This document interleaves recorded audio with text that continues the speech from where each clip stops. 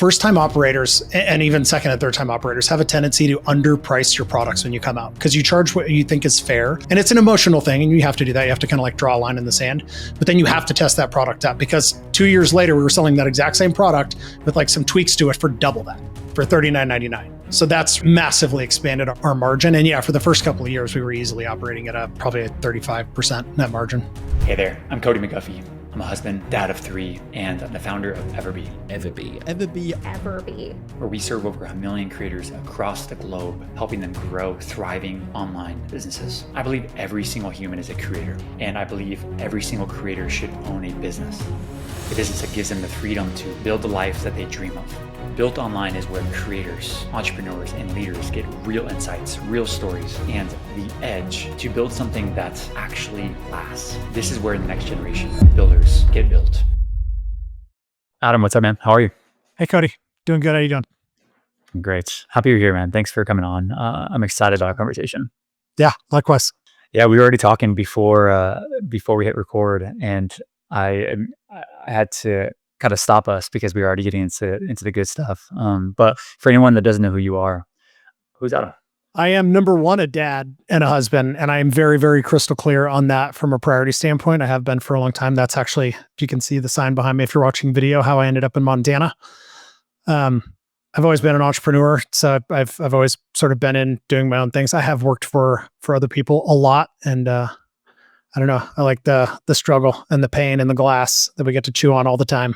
I love that. How many kids do you have? 2 kids, son and a daughter, 4 and 6.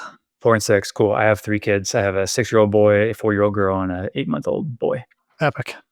Yep. How long have you been married? 15. I know I should just know the answer to that. 14 years. I mean, my wife and I met in college at this magical place called Dirtbags. Dirtbags. Interesting. Nice. Yeah. She picked a winner, huh? Yeah. I think I did the picking. I got lucky on that transaction for sure. Very cool. Also, I've been married for about, actually, we just hit our 10-year, and we were together since high school. Nice.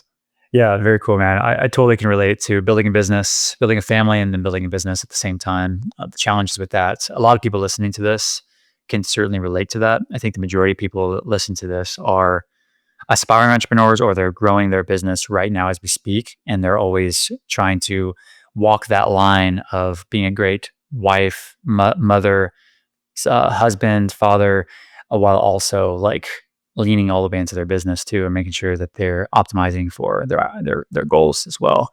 And so we could definitely talk a lot about that as well, I'm sure. Yeah, I mean, I've done both, right? I mean, my last company, I'm sure we'll get into, Bottle Keeper, I built that when I didn't have kids. And, we were at the time living in Manhattan Beach, and we had tons of flexibility, and I had sold out of a company before that, which was not an insane win. It was, not work for a year or so win, which is awesome, to be clear. I don't want to say that that's nothing. It was definitely something, but my wife did really well, and we had tons of flexibility and timing. So we built that company, traveled the world. It was built on the internet. So, we can definitely talk through a lot of that stuff, but now building Pentane, I do have kids. It's an entirely, we sold that company, which was a much bigger outcome. But it doesn't change the fact that, your time is your time, and where you decide to spend it. Which company did you sell? You sold Bottle Keeper and what other companies? Yeah. The one before that, I sold my position in a medical tech company called A&MM. Okay. Very cool. Awesome. Perfect, man. So I want to talk about maybe the history first, and then we can kind of jump into what you're doing. We spend a short period of time talking about what you did. So what was your first couple companies that you built? And it sounds like they were all online for the most part. Yeah, that was a learning curve. The first company that I went into that I did not build, I went into right out of college, was an orthopedic device company in Phoenix, Arizona. It was small. They were operating out of a tiny apartment. It was only a couple of people. And I took a huge risk to do that. It was like I was working on a draw, 100% commission based. I turned down a couple of jobs at bigger medical companies with benefits and solid salaries and everything. And I just am good with risk. I always have been. So I got put in charge of building that company in Phoenix, doing all the sales, and then build a downline. And then I expanded that company to Santa Monica, Southern California in 2008. And that company got big and heavy. And I did not realize how hard it was to operate until we spun off a tech piece of that. The medical device company had I don't remember exactly how many, probably 80 people in multiple states with warehouses and delivery vehicles and just tons of stuff. And this tech piece, which dealt with insurance reimbursement, in the first year and a half, it was like 8 people in cubicles executing documents, and it was bigger than the medical device company from a revenue standpoint. It was like, oh, wow, that clearly could be done a lot better. Very, very cool. Okay. And then there's Bottle Keeper. And then sold out of that. It was right about that Tim Ferriss 4-hour work week time period. And I was trying to figure out what the next thing was. My cousin had invented this product. I literally have our prototype, one of them right here. So if you're watching video, you can see this. It's like a stainless steel bottle. My cousin Matt vice gripped it to a table and hacksawed it in half. And then super glued a bunch of koozie material in there. And so it made this like stainless steel beer bottle protector thing, because he was maniacal about drinking a Corona on the beach at a specific temperature. He was on the beach drinking out of a red party cup or a red solo cup or whatever. It was like 80 degrees in minutes. It made it nuts. So he invented that. I was doing, I literally started like a wine app. I was trying to launch a venture fund, which is the worst idea ever for me, at least for me. And so Matt pulled me into that over time, but I was really adamant that we build it lean and make sure that it wasn't just our aunts and uncles and moms and dads that were telling us it was great, that we had buy-in from people we didn't know, and buy-in literally meant swiped credit cards and money. And the revenue, what do you, I think I documented it here, but I want to hear it kind of from you. How big was that? And it went from a revenue standpoint, if that's public, of course. Yeah, we went from, we started the company in 2013. We shipped our first product in 2014. We did probably 130 or 50,000 in sales, all of which was in the last 3 months of the year. And there was a big inflection point in there, which was a lucky timing thing that we can talk about if you want to. In the second year 2015, we did roughly 1.8 million. In 2016, we did 8 million in sales, and we had no employees, no investors. My wife and I were out of the country for 4 months of the year traveling. It was epic. And you sounds like you're profitable if you didn't have any investors. So like, oh yeah, we were profitable from day one. What was the profit margin on that, on something like that? Because you guys invented that product. It wasn't like, I know traditional e-commerce is like, you shooting for 30% would be ideal net profit. Is that kind of the same thing for a product that you actually invented yourself? Yeah, our gross margins on that product when we made it, they were like 90%, which is insane for a consumer product. But it grew to be that. It wasn't right at the beginning because we launched the product at a $20 price point, which is a huge lesson. First-time operators and even second and third-time operators have a tendency to underprice your products when you come out because you charge what you think is fair. And it's an emotional thing, and you have to do that. You have to kind of like draw a line in the sand. But then you have to test that product out, because 2 years later, we were selling that exact same product with like some tweaks to it for double that, for $39.99. Interesting. So that's massively expanded our margin. And yeah, for the first couple of years, we were easily operating at probably a 35% net margin. That's a dream come true for a physical product business, right? Like that's solid, especially considering like your traffic was mostly coming from, was it paid media? Yeah, Facebook. That was that big inflection point in August 2014. Right in there, Facebook launched their video ad platform, and that's what changed everything for us, because you had to see this product in action. Like again, if you just see this, it just looks like a water bottle. You don't see that there's a beer bottle sticking out of the top of it. So we had to have hands come in, like physically moving the product. So, which I did all of it. I mean, again, we had no team. So I was shooting all the videos, making all the content, doing all the paid ads. Wow. And you guys were obviously, this was a standalone store. This didn't come through. You said Facebook ads. That means you weren't selling primarily on Amazon. Oh, no. Like you guys were all standalone store. It was completely direct to consumer on our own website. That was very, very intentional. We did not want to go on Amazon. We eventually had to go on Amazon, but that was because of patent issues and intellectual property stuff. Years later. Okay, very, very cool. Congratulations on that success too, for you and your cousin. That's no easy feat, and a lot of people watching this right now are inspired by that story right there. What made you want to sell that business? Fast forward, so that was 2016. We grew bigger than that into tens of millions. Hired a couple of people. That last year, that 2016, we would do half our revenue in the last 6 weeks of the year. So in like November 20th to December 20th, we did $4 million in revenue, and I had no employees, no team members, which was insane. I mean, my hair was on fire. We were barely hanging on. So We did start. Or hanging on, like mostly just bandwidth wise, or is it inventory wise or cash wise? What was it? What would you 100% bandwidth. I built systems to automate as much as could at that time be automated. But there was, so for example, in customer service, the same 10 questions get asked 98% of the time. Like, where's my tracking number? I want to change colors. I want to, I can't find my order, like whatever. You can automate those things, especially this is pre-AI, right? I mean, this is just automating it with conditional logic and Zapier and whatever. But the 2 or 3% of questions that are nuanced, you have to actually deal with. And so I was actually dealing with those questions. And our product at that point was a $40 price point product. We did $4 million in a month. That's a lot of $40 products. So we were shipping, 2,000 orders a day. Wow. And if 2% of those company, support tickets have a problem, that 3 support tickets a day becomes 100 support tickets a day. And how are you guys fulfilling these things? Was it in your garage? Did you have a warehouse? Did you have a 3PL? What was it? We started in a 3PL, which was a disaster because we were small and stuff vanished out the back door.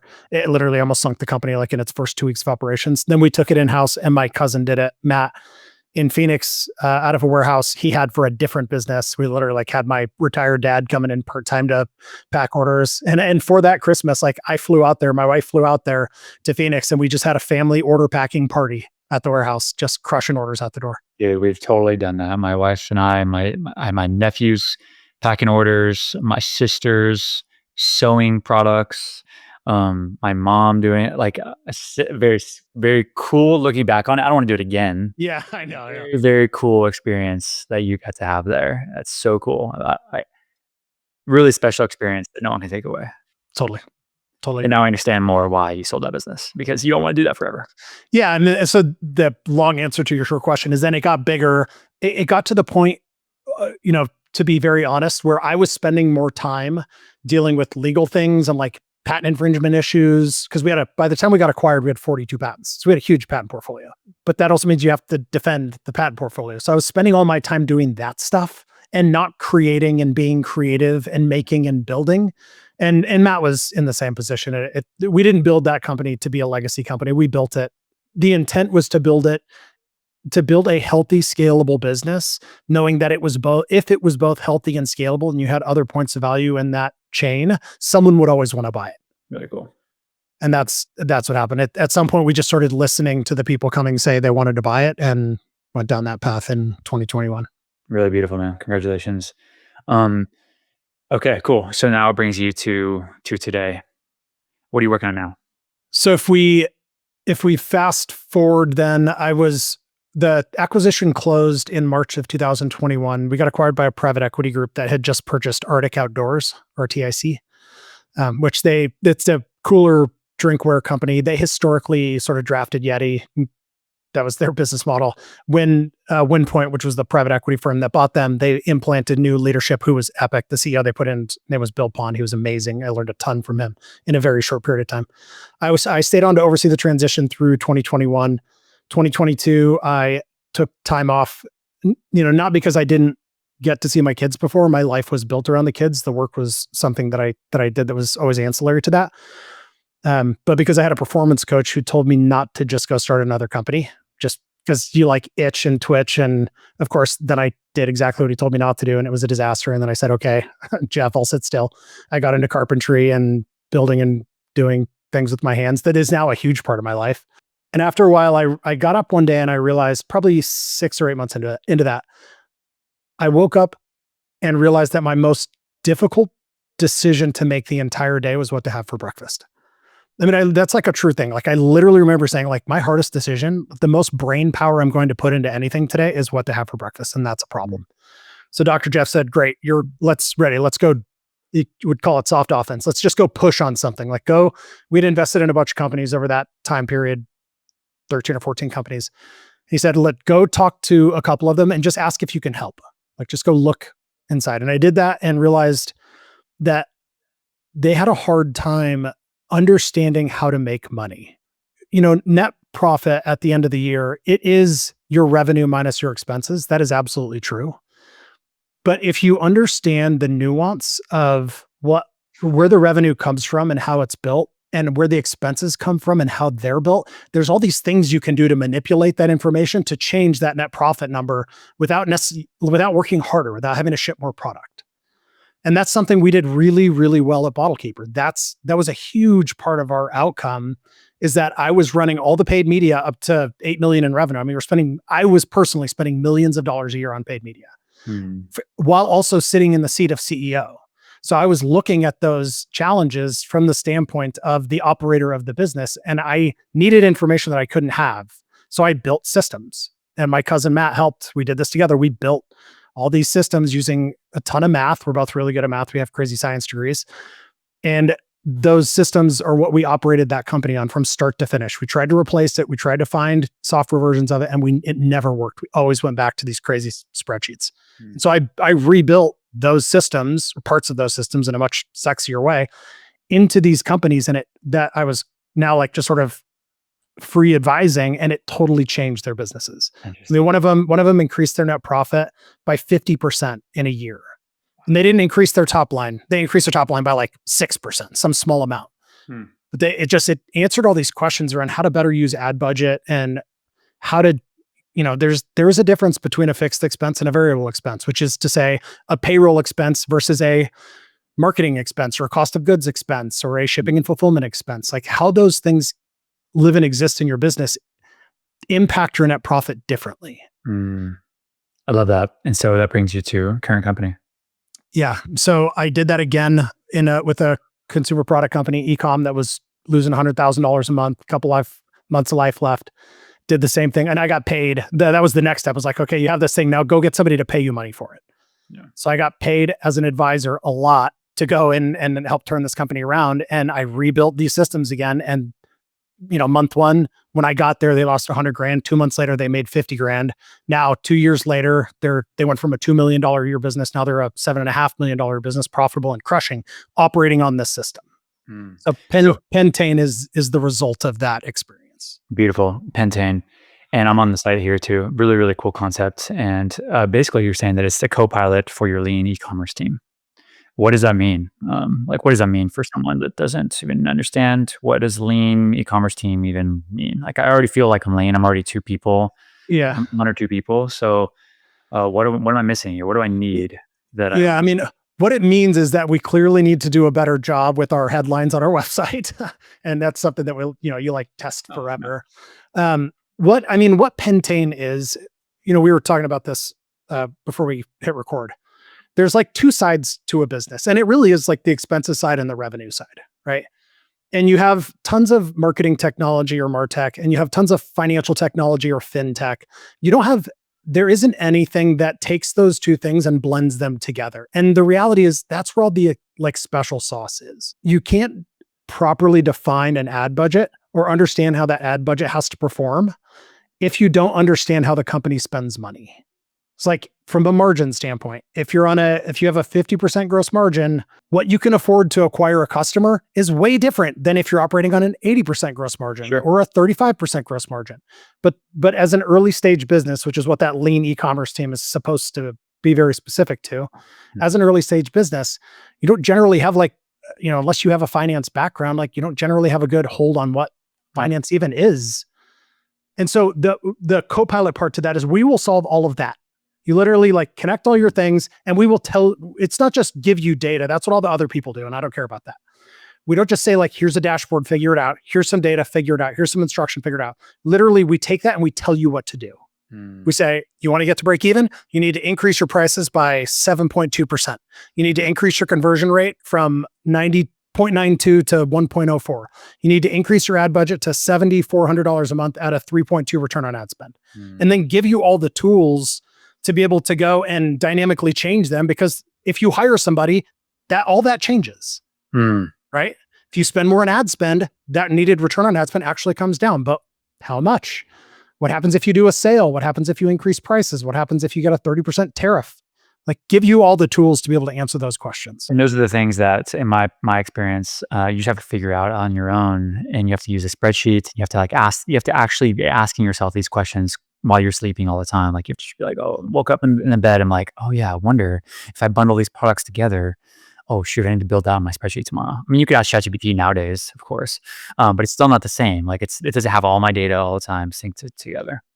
Yeah, I mean, that's how we ran all of BottleKeeper, was literally on these. Started as a small spreadsheet. 9 years later, it was a massive, super complex thing because I bolted things onto it. We bolted things onto it as we needed to answer questions. I remember that too. When we had my physical product businesses, I remember thinking when I was building these spreadsheets, and as I was doing this, I'm just like, there's not a chance all of my competitors are doing this level of thinking. There's not a chance. Like, I just don't believe that they would be thinking about it like this all the time. And I think that I'm probably right. I think I think there's the top 1% were thinking the way I was thinking and probably even better. But I think that's why there's winners and losers of like in business is not necessarily because of lack of product or lack of capability. It's more just like they weren't asking the right questions and they weren't putting. You're absolutely right. And that's what I see with Pentane and the companies that we sell to and talk with, and frankly, the ones that I want to be really helpful with, and I want to build solutions, whether they're technology or otherwise, to be really helpful with, are those that have the higher propensity to end up in that losing bucket, not because they're not smart, not because they don't have awesome products, because they just don't figure out this stuff that, frankly, it's like the blocking and tackling a business that we will do that stuff for you, so you can go and focus on innovating your product and selling to more customers and doing the things that are probably the reason you started the company. Is it safe to say that you guys, maybe not safe, maybe it's bold to say this, that you guys are essentially trying to be the AI CFO for an e-commerce company? I think, well, I wouldn't say it's too bold. I would say that it's not accurate right now because I'm very, very, very careful about how we use AI. I use personally and professionally, I use it a ton. I'm basically like, I'm that vibe coder that now thinks they're a CTO and can go and like I can build crazy stuff that I couldn't do 6 months ago. And that's always been my biggest problem with tech company, is that I can't work harder and make it go faster, which with BottleKeeper I could. And with everything I've ever done, I could. And now that's slightly different. But inside of Pentane itself, there is so much critical data and so much math. And I can tell you this firsthand because I experience it a lot. And people can argue, I'm happy to argue this point heavily. AI is not yet really good at math. It gets it right most of the time, but sometimes it doesn't. Yeah, you have to check it all the time. Yeah, and then unless you really know the math, you're not going to know when it's right or when it's not. No. And the worst thing that we can do is have an AI giving somebody guidance on their business and telling them to go do something. That's that 5% wrong. Gotcha. So it's very, very, very math heavy. We do use AI for a bunch of different stuff. Sure. Categorizing line items and P&Ls and things like that are much more straightforward. Very cool. Yeah. I would say that, yeah, it's true. When I'm using ChatGPT, I'm like, or any other model, I'm like, I'm having to do math, like run a projection for me. I know kind of like what the ballpark answer is, but I'm lazy. So I want them to just do it for me. And then it doesn't make sense. And I throw a sanity check. I'm like, that doesn't seem right though. And then it's like, oh yeah, of course, you're right. It doesn't seem right. And it's like, yeah, you can't really have that with mission critical type of things, such as like, I don't know, gross margin and ROAS. Like if you spend $1,000 a day, like at this same, yeah, you need to be right. Yeah, we can't tell somebody to double. I mean, that company that we turned around at the very beginning of this, their problem, they were losing $100,000 a month. Their contribution margins, their like underlying margins were really healthy. They just weren't remotely spending enough ad dollars to create enough contribution margin, which is what is left after your revenue minus those sales related expenses. They weren't spending enough to create enough of those dollars to pay for their payroll, to pay for their fixed expenses in the business. So what the math told them is they needed to 3x their ad spend. Yeah. Like I knew mathematically that was correct. I knew what would happen. Like their ROAS, which was at 8, super high, it could come down to 3. Yeah, it literally come down to 3, and they go from losing money to break even at a 300% of their ad spend. But like, imagine that math is wrong. Yeah. I mean, that's so dangerous. Yeah. That's so cool, by the way. But I'm like, also like that company, is their physical product brand? Yeah. What were they doing to get an AX ROAS? I mean, I know that happens, of course. But it's like, it's pretty damn hard to do that. And that's really exciting that they're doing that. Are they doing anything specific that you're just like, I don't know. Yeah. I mean, part of it is the price of their product. They're selling a $300 product. Okay. So part of it is just the nature of the size of that product. I mean, we were at BottleKeeper, we were selling $40 products. Our AOV was like $60. So that would have been sick to get an 8x ROAS. That was like early Facebook days. But part of it is the part of the business that they are really good at is the content, and it's the product, and it's the getting the community engaged. And like, they're really, really, really good at that. Same thing. Like, they didn't understand the finance side of the business because the CEO is a product designer. He's not a finance person, which is how most companies get started, right? You have a problem, you solve the problem, people start buying that solution, and you're like, shoot, okay, I'm CEO. Yeah, that's very true. Yeah, very, very true. That's how it goes. Very cool, man. Who's like perfect fit for Pentane at this moment where you guys are at today? I mentioned like what kind of business do they have? How big are they revenue wise? Like to make it to where it's a solid winner. Where we can be the most helpful, and this has changed, skewed down over time. Where we can be the most helpful is startup to have about 5 million in revenue. Okay. So most of our companies are roughly 500,000 to 3.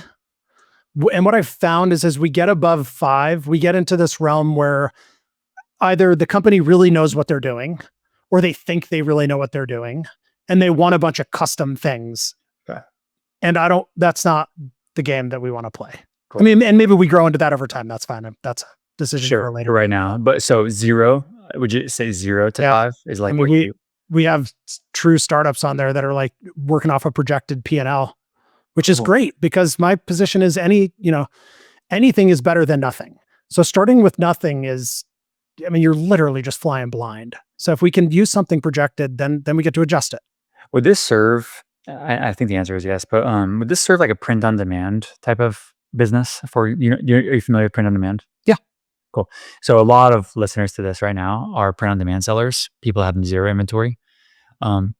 Or they're also digital product sellers. Like they literally sell templates, like a fitness planner, fitness template, whatever, and they sell for like $20 or $40 or $100 sometimes. Does Pentane work for them? Does it serve them as also? 100%. Let's be clear. The math inside of Pentane is the same math that ExxonMobil runs off of, which is the same math that Yeti Coolers runs off of, which is the same math that the landscape company down the street runs off of. Cool. Who we are targeting is e-commerce businesses, because it's where I've had the most recent success, and I can be really helpful there, and we can point to that. Sure. But I mean, we legitimately have a $2 million a year landscape company here in Bozeman that operates on it. Oh, interesting. Yeah. I mean, it's just the margins. It's just using math to break down how the business makes money so you can get clearer on your decisions. Very cool. Do you use Pentane for Pentane? I do. Yeah. It gets a little bit trickier in the SaaS model because we get into like net retention and all these things. And so I will build stuff for that later, but really, really focus on that e-commerce space. I understand. They're two different pieces. You mentioned before we get recorded that this is maybe not so relevant for the audience, but I'm personally interested in this. You mentioned that e-commerce was easier to build than a technology company. And I think what you meant is easier to build, like, of course, product wise, that's a given. You expected that probably, but mostly revenue wise, it seems like it should be easier because your gross margins are higher, and because, like, I don't know, like I agree with you. Why do you think that is? I think that, so if I look at the consumer product, if we look at the product side of it, because that is obviously a big side of it. With a consumer product, you have an idea, you make a thing. In our case, we proved the thing out. We use crowdfunding as one of those things to prove the thing out, make sure we could get people to swipe credit cards that weren't related to us. And then you make the thing, and 3 or 6 months later, like, you have the thing in your hand. It's like, great, let's go sell the product.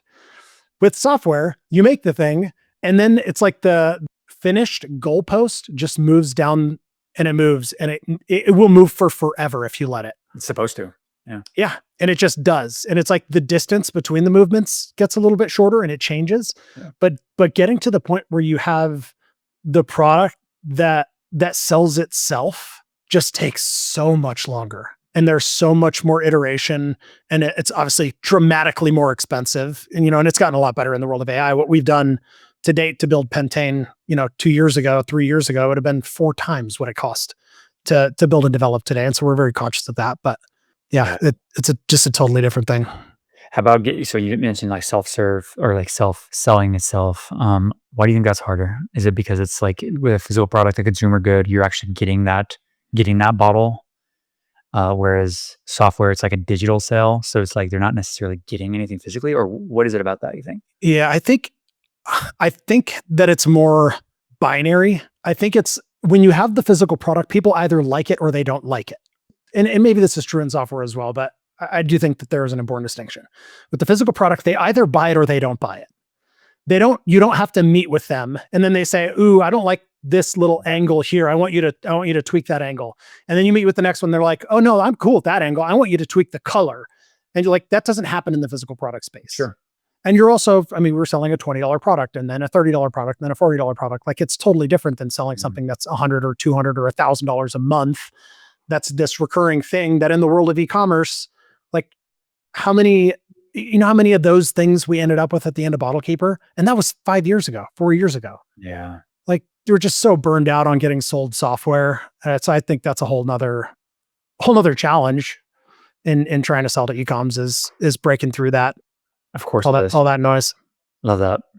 I think it's perfect time to wrap up and go to rapid fire. You ready? Ready. What's your favorite business book? Actually, How to Win Friends and Influence People. Dale Carnegie. Yeah, it's classic. Yeah. What's the one thing that you wish that you knew before starting your business? This business, that it was going to take 5 times longer than I thought it was going to take. What's the worst advice about business that you've ever received? Oh, anything that you've ever heard someone say that this is the way it has to be. So like every story that you've ever heard where someone says, oh, this is the way that you do it. This is the way you have to do it. Like all of that is absolute garbage. And literally I have a sign here that says question everything. Just take everything you get fed with a grain of salt and prove it for yourself. Do it differently. Who do you think should be a business owner? I mean, actually part of our long-term with Pentane is that I think anybody should have the ability to be a business owner if they want to. Part of the risk that comes with starting a business are all the unknowns. And if we can solve 60% of those unknowns, we will take more companies from that losing pile and put them into the winning pile. I love that. I tend to agree with the majority of that, I think. EverBee, we have this saying that we say is we believe that every human is a creator and every single creator should own a business.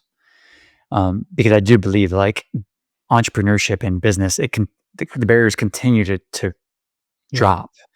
And we still, as humans, we still want the same things, which is freedom. We want safety. We want security, and there are vehicles for that. But typically the answer is not in a typical regular job. I'll just say that. Like, I just don't think that there's really any security in having a W-2 job. Perceived security there is, but there's not actual, like, self-reliance is a very, very important thing. And so I do believe that anyone that has a vision for their life, they should be a business owner. Not that it'll be easy, and not that they might fail. No, it's not supposed to be easy. Yeah. Nothing good comes easy. But if we can take all those, if we can take a significant portion of those people that have, like, how many people have you talked to that are like, ooh, I got this idea? Like, literally everybody we know at some point is like, has had some idea, had something. Because they're creators. That's like, it's literally God's way of putting their little voice in their head of like, you can do more. You can do. They had a problem. They figured out an idea how to solve that problem for them. That's like 99.9% of business startups. But how many of those people actually go and start to execute on that? Very few. Like a single digit percent of that. And how do we impact that number? Exactly. And so that's probably where you're at. And to me, where EverBee's at is more like, how do we get that number to be bigger to actually start? That's my job, right? Is EverBee. Because what happens is you have John, who's like your cousin or your brother-in-law, who's super smart, works at a company, like super smart. He wants more out of his life, but he's not willing to make that jump. And he has these ideas, and he comes with these ideas like, dude, I just thought about this idea. And it's just like, and I'm like, that sounds like a really cool idea. I think the world would really benefit from that idea. You should do that, John. And he's just like, yeah, maybe one day. How many of those conversations happen where just like amazing ideas they die before they're even started? Yeah. And where would the world be if we literally just could take that creation, put it into the universe and see how it does? And that's what EverBee is. That's my thing is I want to I want to grow that number. Yeah. How do we create more entrepreneurs? And for John, why doesn't he do that thing? Risk. Right? And as an entrepreneur, you know, and anybody that's listening to this that is an entrepreneur knows, most of what we do in a given day is just mitigating risk. It's trying to figure out how to lower risk. And as we get better at that, it's like you need to create a risk imbalance. We need to minimize the downside and maximize the upside. We want that imbalance. Yes. So how do we minimize the risk for John to go and do that? And I firmly believe that at least half that risk comes on the back end financial side of a business. That is like another language to John, because John's never done that. And that's okay. So how do we take that off the plate? And so he can focus on mitigating the risk on the other side, which is product, which is where you guys sit. Yeah, which is product. It also probably sits in uncertainty of just how of like how to create a refund policy. Like people get stuck on things, you know, it's how to create a terms of service. Like, dude, you don't care about that right now. Yeah. You need to get a customer. That's what you need to do. You know, so, or how to get a conversion, like my PDP to convert. It's like some of that stuff has already been proven out by so many other companies before us. Like you don't need to be thinking about all those things all the time. And so, yeah, it's very interesting. It's fun to have the conversations though. Yeah, totally agree. Adam, where can people find you? Where can people find Pentane? Learn more about you. Yeah, I don't spend a ton of time on the socials, but I do live a bit on LinkedIn in this world of Pentane. So you can find me there. You can find Pentane at pentane.com.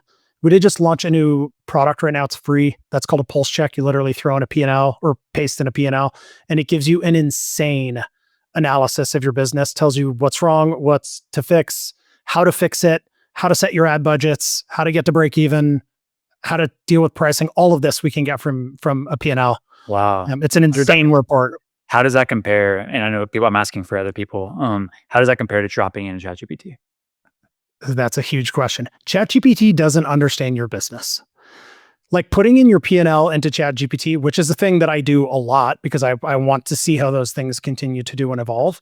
One, it doesn't understand enough yet. This will all change, but it doesn't understand enough yet the nuance between the different types of expenses that live in your P&L. So it just inherently gets that wrong. And then 5% of the time, it actually does the addition wrong to put those expenses into buckets.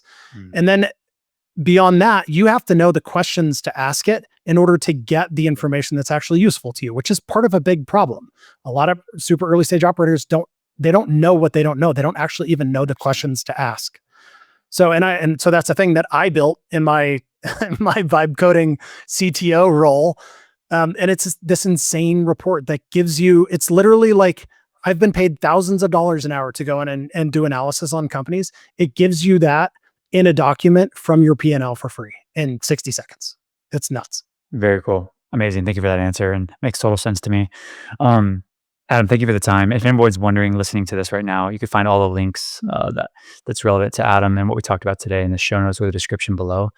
Also, if you're wondering if there's ever going to be a Pentane and EverBee store integration, Adam and I have not talked about it yet, but we will talk about it. Cool. Adam, thank you again. I'll talk to you soon. Thank you. Appreciate it.